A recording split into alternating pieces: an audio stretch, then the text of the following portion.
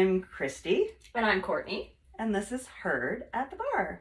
Welcome back. I'm so glad that you've continued this journey with us. This is our last podcast for season 1. Our last podcast. Oh my goodness. Wow. Still, I mean, we could probably sit here and just talk about how we got here and we could totally do that. How much of a challenge it's been just to get them, not necessarily taped. The taping's the easy part. The taping's easy. Yeah, we can get together and chat. No worries. We have no issues talking. No issues talking about anything. No problem. We can do it. It's not that's the issue. No. And maybe we will one day have a conversation about how... I think we have kind of... We've hinted. Yeah. Hinted. We sent out a big distress call to help. But Courtney's figured it out. It's amazing. Like, there's so much we've been through and learned. Where there's a will, there's a way. There's a way. You know, and it was funny, and I may have said this early on when I... to my daughters, I'm like, yeah, I think I'm gonna start a podcast, and it was before you and I even had, and they're both like, how? I'm like, I don't know, I'll figure it out. This can't be that hard. People do it all the time. And here we are. And people do it all the time. Here we are. That's one of those things that you don't know, right? Like, well, and I think this is gonna bring me into one of my little beefs at the moment. Okay. Right? Is the people who think she's doing it, everybody else is doing it, why don't I do it? I've been lucky with the studio in that we've been the only one downtown, the only Pilates studio downtown for this full 10 years. Yeah. Studio's 10 years old. Yay. Happy birthday to me. There is another studio similar in size, but they're up at the northwest end of the city. Yes. A good 20 to 30 minute drive from downtown. Yeah. And really, we were the two major players in town for the last 10 years. There are others that have like they come and go. Smaller boutique. Yeah, exactly. They've got 2-3 reformers. We have friends that have their own. Exactly, boutique. Space out of their house and so on and so forth. But standalone businesses were we were the ones. And so like quite fortunate, but at the same time, I would say that it hadn't really caught on, this Pilates thing here in London, Ontario. And London is one of those strange demographics, one of those strange cities that we're always like a bit behind everywhere else with like the trends and the fads, which is surprising considering that we're a university. We're a university town, yeah. Like you think we've got a university and a college, both fair sizes. Like they're quite large. Right. So why aren't we a little bit more? Yeah, I don't know. We're very conservative for London too. Like it's really weird. Like just very conservative. Having had my son go to Toronto to school and come back, you don't realize how conservative London is until someone who's lived in Toronto has come back and been like, whoa, blow my mind. Yeah. That we don't have this here and that this hasn't happened here. And that, like, my son has tattoos. Yeah. And he goes downtown to the bars and people gravitate to him because he looks different. Right. He doesn't look different. He's a white boy. Yeah. And he has a mustache. Yeah. Pretty much a mullet. He wears a beanie most of the time. Yeah. But he has music notes on his neck. Yeah. And then he has some on his forearms, and then on the tops of his thighs he's got Pisces fish. Oh, okay. And as a dancer in Toronto, that's very, very common. Yeah. But in London, he stands out like a sore thumb. But I would say that tattoos are more and more common. Like we have a lot of clients in the studio that have tattoos. I think a lot. And I think maybe it's his age. He's 21, so maybe it's the age when he goes down to the bars, and his style is different from London. His style is completely different from London. People are like, "Who is that?" Right. Like, but I'm like, that's so weird because in Toronto, no one would even bat an eye at him. Yeah. They wouldn't even notice him. I don't know if I've told you this story, but early on when the studio opened up, Victor Garber's from London, Ontario. Yes. And he was at the Starbucks, which is just like right here. And it was one of the places I go to all the time. And I was in line, and he's standing in front of me, and he's wearing, it was in the summer, so he's wearing linen pants and this linen shirt. And I'm just like looking and thinking, this guy is well put together. Yeah. Like, it's a simple outfit, but you can just tell by it that it was quality, and he Yeah. just looked so, like, polished, and, like, what is it about this guy? But so I'm only seeing his back. Yeah. And then as soon as I get into position where I could see who it was, I was like, oh my God, it's Victor Garber. Like, well, this is, whoa, like, what do you do, right? Yeah. And he asked me where the milk was. It was back pre-COVID, right? Where you had to, like, get your milk and your condiments and stuff. He's like, where's the milk? I'm like, it's just over there. So we had, like, a moment. It was very deep. It was very meaningful to me. Yes. I'm sure he doesn't remember. Victor, if you're watching, leave a comment below. But yes, London is, and it's just, I don't know. It's a great city. It is a great. It's honestly, I always say it's like a little big town. Yes. Like everybody knows everybody. It's a big town with small town vibes. Yeah, like it's a city. Like we've got what 500,000. Oh, somebody is calling me. Oh, that would be my son on a podcast. Sorry, not answering Kian.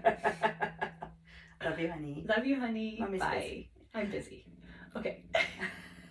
Yeah. So it's a good sized city. Yeah. But it also, like, how we joke about the 6 degrees of separation. Yes. How you could kind of bring it back to the studio. That there's so many connections. So many connections Of people through the studio that you know everybody in some way, shape, or form just from the web that comes out from the center. We were talking, so in the studio this week, we were talking about the new Pilates studios downtown that have suddenly popped up. Yeah. So some of our clients have been... Or popping up. I guess some aren't open yet. There's a couple new ones just downtown, and one that's quite large, like just the number of reformers. Yeah. And so we've had, one of our teachers went and tried a class. And then I know that there was a couple of girls in one of the classes I was teaching who mentioned that they had been to a couple. And it's a hit and miss, I guess, depending on the instructors, which is like the same everywhere else. Yeah. Everywhere else, it's the same. And it's the fad, I think, because I think there's another one opening in the north end by this other studio that's had the market in that area. Yeah. And just different. It's a fad. I think. Well, even that one that's opening up in the northwest end. Yeah.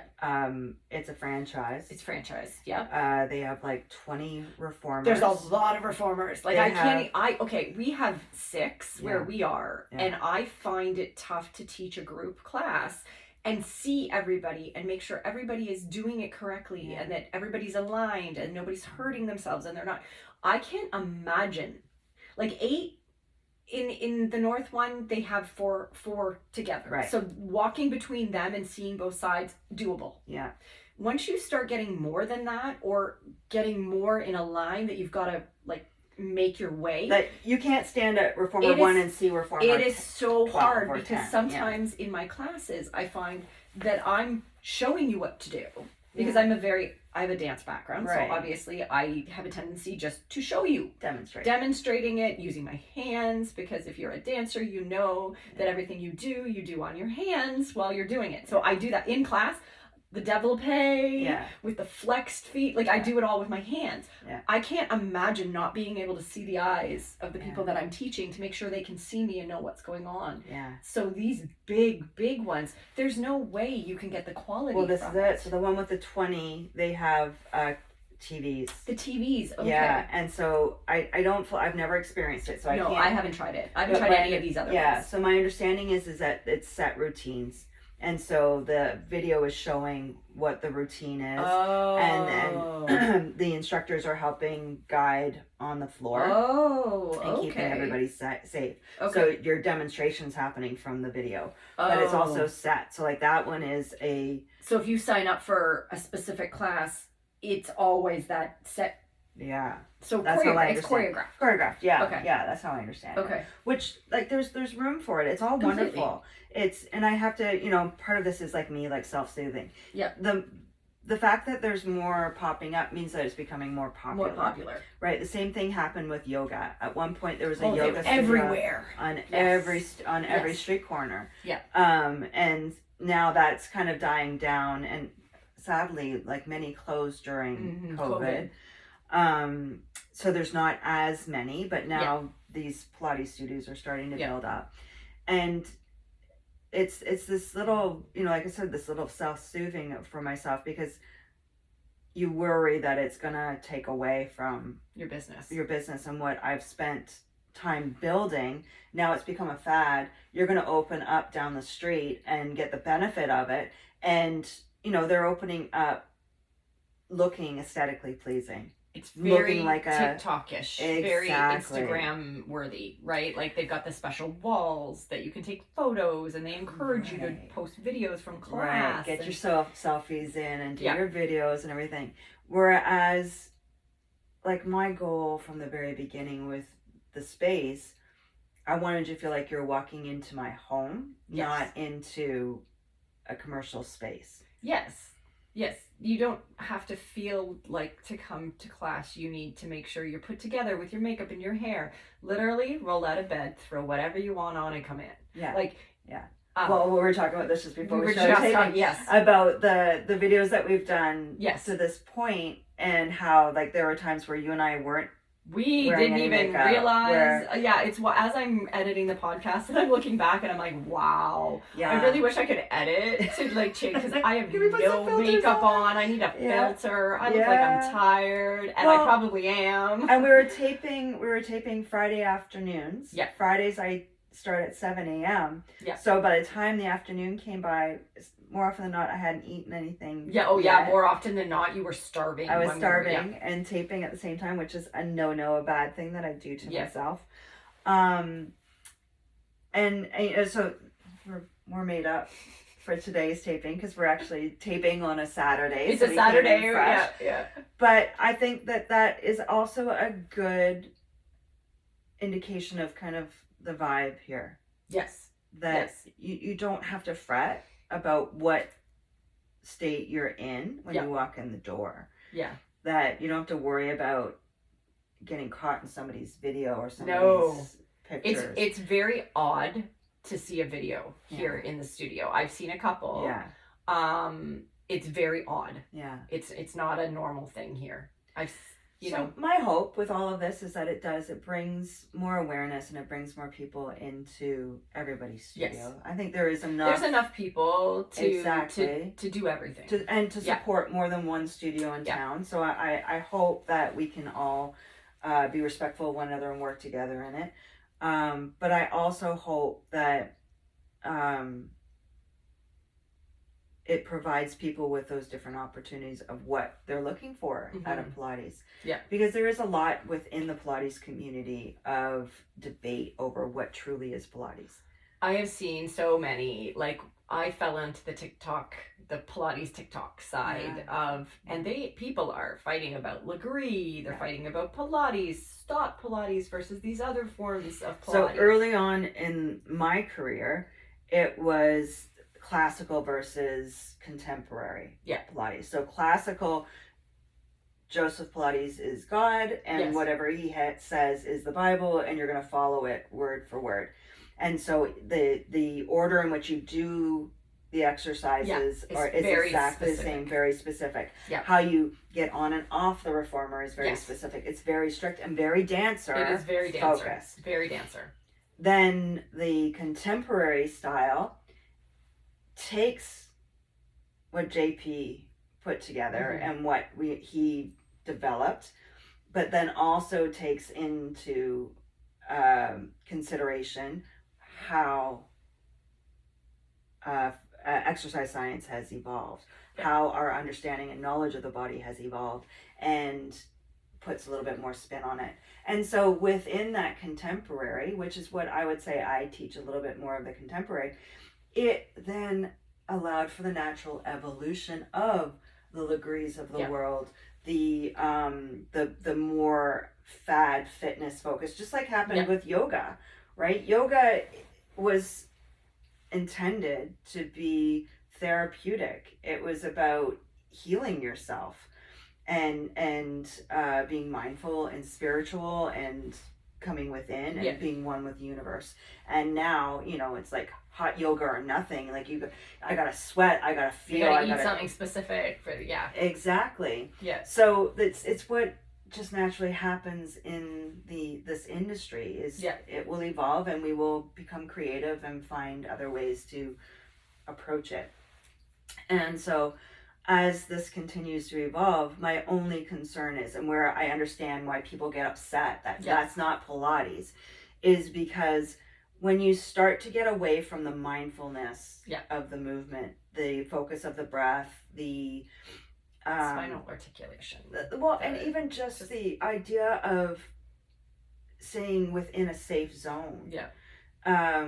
It then becomes something that people could get injured. I mean, people could get injured in anything. And in a regular Pilates class, it's not to say that. But it just starts to change the essence of it. Yeah. And one of the big challenges, especially when you're working with athletes yeah. who want to, you know, they're like, I want to put more spring on, it needs to be heavier. Yeah. Like, just give it a minute, because yeah. it's not about strength building. It can be. There are things that we do here in the studio that are about strength building. But more often, and what really the essence of Pilates is building the endurance of the muscle. Yeah. Which then helps with your stability, which helps with your control, which helps with the structure of your skeletal system and ensuring that it's stable and doing all that it can. And so it's just a natural evolution, but I just hope that we don't go too far away from what it is that actually made Pilates what it is. Yeah. That has kept it going since it was 1800s, World War I, which was 1880s, 1890s? Wasn't World War I in 1900? Was it 1900? Yeah, history. Yeah, right? And again, we're not prepared with any No, details. because literally we decided what we were going to talk about in the podcast while we were pushing record. Don't tell them that. Don't tell them that. As I said it, I've said this in many different episodes. We can talk about anything. Yeah. Give us a topic. Yeah. We have a lot to talk about. I know, and it's about almost anything. to the point where like we should just have a camera all the time on us, because same thing when Yeah. when we turn off the cameras and we walk out into the studio, Yeah. we'll start on another podcast. We literally just start talking about something that we're like, oh my god. Well, I told you before, stop talking. You Don't did. talk about You that told right me, now. don't talk about that right now. Wait till you're on the camera. Because this is literally what we do. We could go anywhere and have these conversations start up.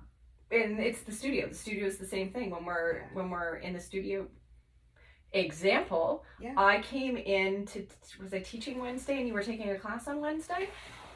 Yes. I heard her voice and I immediately just walked into the class because I was like, I knew I heard you. And you were talking randomly about something else. And then we started talking about the podcast. That's just I know. And I wanted to say this, like, this is definitely, like, I feel like it's a Gen X thing. Like, I feel like we had to amuse ourselves as children, right? Yes. We didn't have electronics. Yes. We didn't have computers. We didn't have any of that stuff.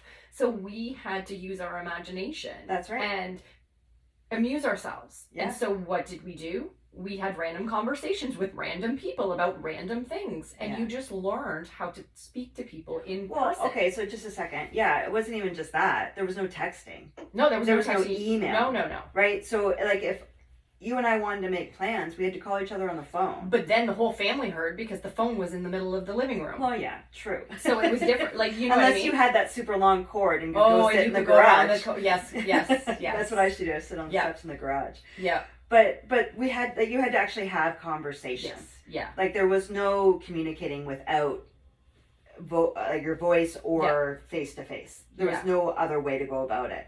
And it's I don't know that we can call it an art form, but I think it's a skill. It is a skill set that's been lost. Yeah. It is definitely a skill set that's been lost. That just reaching out and talking to people, like, it definitely is one of those things. As I was sitting here, I was just thinking about something, and yes, ADHD is a terrible, terrible thing because I moved on in my head of what I was going to talk about. Which is why I made you stop talking about stuff in the hallway so that we wouldn't lose it into the... Yeah, I know. It's just one of those things. Right. And is it... So we've talked about already the symptoms of perimenopause, but that's one of the things where... And, you know, there's memes like crazy about... And I do this all the time. You know the movie with the guy with the... But I'll get figured out just by, you'll be like, he had, you know, the blonde hair with the swoosh. Yeah. What was he in? I don't know. He was in that other movie with the car, and it was like summer. Remember? Like, seriously, like, it's insane sometimes when you just can't even. And it's very common for age. I went to a prom party yesterday, a pre-prom party with my daughter. And they were taking photos at a girlfriend's house and that. And the mom came up to me and she's like, you know what? I literally just walked into the pool house. I opened the fridge door, forgot why I was there, closed it, walked away. I was looking for water. She turns around and goes back. Just the fact that I related to that. So I was like, happens all the time. All the time. I come downstairs, go into the kitchen, I'm standing there. I don't know why I'm there. Yeah. I don't know what I want. Yeah. I'll walk back upstairs. I may remember it. I also may just suddenly think of something else that I need to do. Yeah. It's a very real thing. Very real thing. Right. So is it age? Is it ADHD? Is it?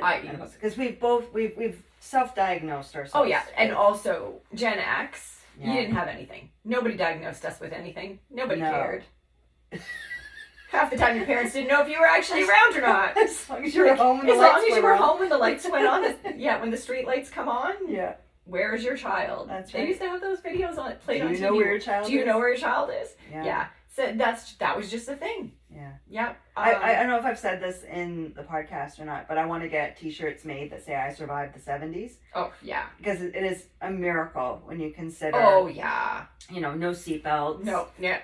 More often than not, probably driving with your parents while they're sitting, while your parents were intoxicated. Right? Oh, yeah. I remember driving in the back of a station wagon, sitting in the back, facing out, and I remember with the seat that you can sit facing out. Yeah, facing out, and I remember my mom. So the Y, it was the Y, and I want to say it was in the East End, the East Y, the YMCA. Anyways, it had like a big out of it. Okay. And I remember my mom in the winter going up it, and the back door of the wagon opened, and we were in the back, and we were hanging on. Courtney, oh my goodness. And that was just normal. Right, there were no seatbelts. I remember when they implemented seatbelts in the back, and then I remember driving to the States, I think it was, and we crossed in someplace, because my Aunt Gwen lived in Indiana. And we were driving down, and I remember there was a sign that was like, you don't need seatbelts or something. We all like clicked the button off. to take them Thank off. goodness. Thank goodness I can take this off now. Yeah. What? Yeah. Well, and you're probably in the same boat, having the conversation about a safe car for our kids to drive. Yeah. Right? Like, how many people drove around? Like, a friend of mine, their car, and I think I even talked about this. I'm sorry if I've talked about this before, but the gas gauge didn't work. Yeah. And so you had to keep a log of how much gas you put in. And there was 4 of them that drove his car. And many times she would have to walk to get gas because she's run out of gas because her brother wouldn't put the proper amount in. So Derek. It's like my best friend. They had an old van. And remember when you took the van seats, they used to have to come out. Oh my God, didn't just go into the floor. Yes. So her dad took the seats out and they weren't in the garage. But we were all going out for the night. And so we were driving from North End to Sunningdale where her brother, they called it the compound. So when he was, I think he was out of high school, but he could have been in the last year of high school. Okay. He and some friends rented an old farmhouse. Oh, God. Up Colonel Talbot. There was nothing out there. Yeah. So Stacy was driving. And so we hop in. Well, we don't have enough seats. So we got what are the lawn chairs? And put them in the back. Yeah. And just drop them in. We sat down on them. Yeah. And she's driving and we're flying all over the place. Yeah, that was just normal. Normal. Yep. Normal. Yep. I think we were talking about it with her dad when we went away with him for vacation. Just the things that we did then, that there's no way. Yeah. Like, that's not a thing anymore. You make sure your kids have a safe car and like, It's insane. Right. Speaking of kids, let's give a little brief update on Nevy. Oh, yes, our Nevy. How's she feeling? Oh, she just had prom. She just had prom. Yes. So she's feeling the after effects of prom now. Okay. But her Lyme disease. So we thought, got this. She's done 2 rounds of antibiotics. Yeah. So she had gone back in January, and they had said, I think your symptoms sound like you might still have some Lyme disease. So let's give you another round of antibiotics. So she did the antibiotics the end of March, I think she finished those. And we're thinking we're all good. We're all good. So she went to the specialist this week, and the specialist was like, you've done the 2 rounds of antibiotics, all good to go. She's like, look at my knee. One that got the second one. Another. So not the one that was had the surgery. Okay. The other one, and the exact same thing is happening to it. By 3 p.m, it's all swollen up. It's painful. She has trouble walking on it. All right. So wait a second. So those who, because you don't remember. So or Lyme disease. Right. So it was her hand that was thumb. the thumb. So her thumb was really, really swollen the first week of school. Right. And it just got to the point where she couldn't bend it. So I made a doctor's appointment. When I went to pick her up at school that day to take her to the doctor's appointment, she pointed to her knee and was like, hey mom, my knee is really swollen and it hurts. Yeah. So then we get to the doctor's office. The doctor's watching it swell and is like, you need to go to the ER. There's not a wait. She'll get in. No worries. While we're there, they basically end up saying, we're going to take a sample of the fluid in your knee. They end up saying it's infected. We need to do surgery. We think you have a septic knee joint. Sepsis? Septic. Sepsis? Yeah, sepsis? Yeah. Sepsis? Sepsis, maybe. Anyways. Because saying that is like an infection in your knee. An infection in your knee. So they do that surgery. They tell us, yes, it was definitely infected. Glad we cleaned it out. 2 weeks later, I get a call that it was Lyme disease. So... Okay. So she's been on the antibiotics, She's been 2 rounds of it. Go to see the specialist. They're looking at the knee. He's basically, first of all, he tried to tell her it was in her head. Nope. Lyme disease, 2 rounds of antibiotics, you're good. It's not Lyme disease anymore. And we're just like, what is it then? Now, was it you that was telling me that they used to actually have a vaccine for Lyme disease, but because it had gone away and it wasn't... Really? I didn't know that they had a vaccine for that. Yeah. Well, they better be bringing that back out because all I've seen, I saw actually somebody in London, a radio person, went to the bathroom in the studio. She went to the bathroom on her break and came out with a tick. It was attached to her leg in her upper thigh. Yeah, she put it in a Ziploc bag, and I was watching it on on Instagram, I think it was, and I was like, oh my gosh, like I hope she can get that tested because that's crazy. So that's how Neve got it. I had a client this week, and I'm stretching her leg, and I noticed I don't have my glasses on, so I just see this like dark spot that looked like a mole. Yeah, and I was like, what is that? And then I had this like moment of like, do I say something? But I don't remember ever seeing that before. Yeah. And so I'm like, oh, what is this here? And I actually put my finger on it, and she's like, oh, that's a tick. Yeah. Now it was so she knows the difference between the one that can give Lyme disease, which apparently is really small, and the one that it's called a dog tick. Okay. The legs are different and it's a little bit bigger. Okay. The dog tick. Yeah. And she has dogs and she lives out in the city or out in the country. Yeah. And so she like checks all the time, has had them all the time. And so I'm like, okay, like, are you good at taking this off? Because I've never done it before. And so what she did, for those of you who get a tick, we grabbed the tweezer, grabbed onto it, and then she just slowly kept turning the tweezers around until its head popped out. I know. So if there's other ways to get the tick out, please let us know. But that's what she did. She just kept tweezing, like with the tweezer, and just kept turning it around, and then it popped out. Wow. Yeah. Yeah, and we never saw Neve's. We saw the after effect of it, but we never saw Neve's tick. Right. So I have no idea. So now she's still dealing with it. And so is the knee to the point where it needs the surgery again? Like, are they going to? We are not sure because the doctor was not very helpful. He's like, well, maybe the latest you can do an ultrasound is at 4:00. Okay. And so he's like, well, if it's not swollen enough by 4:00, yeah. And so then someone emailed me to say, like, can you send me a picture of what it looks like at 4? Okay. So I do have a picture, but I didn't hear back from them, so I'll have to follow up with them. But so I put a call into my family doctor because I'm like, well, I guess obviously we have to get a referral to someone because this knee is really, she's a soccer player and she can't play on it. And she's still, obviously, she's not having the memory issues anymore, because Good. when I posted that that teaser kind of thing for the podcast, a lot of people actually reached out to her because she shared it, and they were like, "Oh my gosh, you have no inner monologue." She does now. Yeah. She has her inner monologue again, and she can that kind And of she thing. has a photographic memory as well. She does, and Which- she has that back. Okay, because Yeah, that her- got affected, so she was funny hard enough, time to do Her exams. grades went from, so she did get into King's University. She's going. Yay. She accepted it for Congratulations, September. So Ruthie. yay. Yeah. But her grades in the fall were like, she struggled to keep them at a mid-80s. Yeah. She's getting like 93 now. Right. So she's a smart cookie, and Yeah. it was really killing her that No she kidding. was Yeah. struggling with this. Yeah.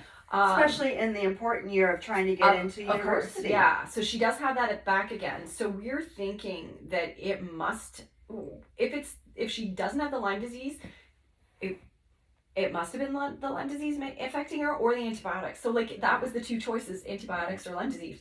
I don't know. She's got it again. She's not on antibiotics, but she didn't complain about the memory going away when she was on the antibiotics in February. Okay. So I'm thinking it has to do with the initial Lyme disease. Right. And that maybe the So then now I'm like, well, then what's wrong with her knee? Yeah. Why is she having this swelling in her knee? Oh my goodness, Courtney. So yeah. So other than that, Yeah. she is, she's still obviously suffering that part of it, Yeah. and she still has the specialist appointments and the tiredness. That's the other thing. She So, still has this tiredness. The bite we assumed happened in August of Yes. 2024. Yes. It is now May of 2025. Yes. Just so we have some context Just- of yeah, how for long all context. this. That's a Yeah. long time. It's a long time to struggle with Yes. health. And she was, other than when she was 6 years old and had kidney stones, she has been a super healthy child. Yeah. Not miss school. She was like, she loved how much she didn't miss school. Yeah, not now. Like, Wow. yeah, she gets really, like, she falls asleep in classes now still. Like, just, yeah, it just, still something's wearing her down. I don't know what it is. Well, her immune system Yeah. is working hard to fight. Yeah. So This when they Lyme say, disease. so when this doctor's telling me, oh yeah, that's not Lyme disease, I'm like, really? Then Because then what what's is going it? on? And why Yeah. aren't you looking into this? Like, Yeah. I don't know, but yeah, so that's the update. Well. On my weenie.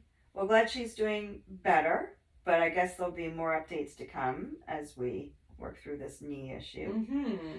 Well, thank you for sharing it. Thank you for joining us.